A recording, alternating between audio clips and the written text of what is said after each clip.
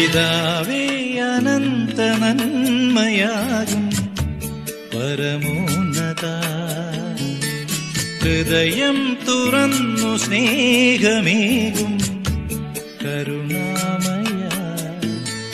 പിതാവേ അനന്ത നന്മയാകും പരമോന്നത, ഹൃദയം തുറന്നു സ്നേഹമേകും കരുണാമയ.